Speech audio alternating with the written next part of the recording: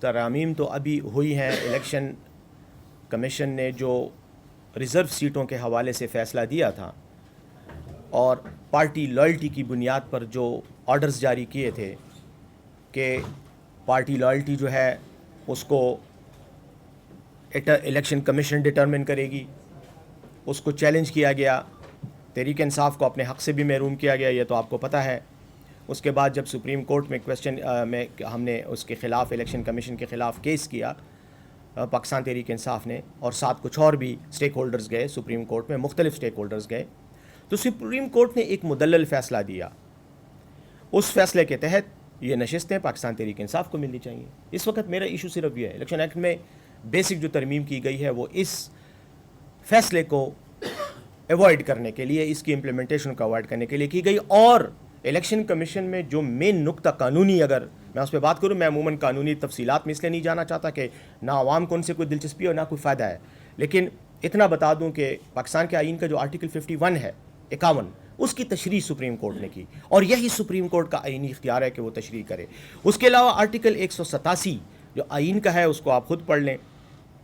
اس میں supreme court کو لامحدود اختیارات حاصل ہیں کہ وہ کسی بھی معاملے میں انصاف کو بلند کرتے ہوئے، انصاف کے تقاضوں کو تحفظ دیتے ہوئے کوئی بھی فیصلہ کر سکتا ہے.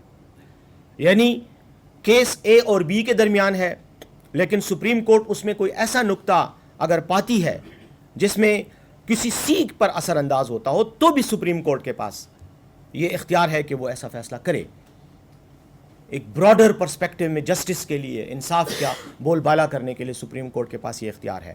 اس کیس میں بھی ایسے ہی فیصلہ کیا گیا، اور میں سمجھتا ہوں کہ جوڈیشل تاریخ میں ایک بہترین فیصلہ تھا، کیونکہ آرٹیکل 51 کی اتنے بڑے پیمانے پر اور اتنے وسیع انداز میں اور اتنے جامع انداز میں جو تشریح ہے اور توضیح ہے، وہ اس سے پہلے نہیں ہوئی.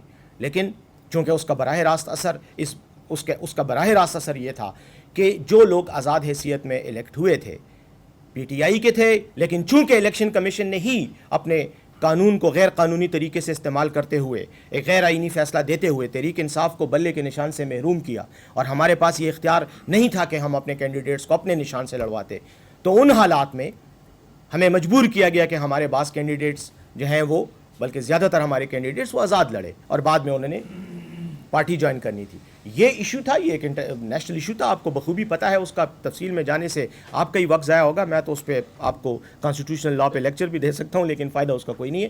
اس فیصلے کو اس لیے اب روکا جا رہا ہے کہ اس کے نتیجے میں پی ٹی آئی کو زیادہ نشستیں مل رہی ہیں، اور ان کو پتہ ہے کہ پارلیمنٹ میں، چاہے وہ صوبائی اسمبلی ہو یا وفاقی پارلیمان ہو، اس میں ان کی اکثریت پر اثر پڑ رہا ہے.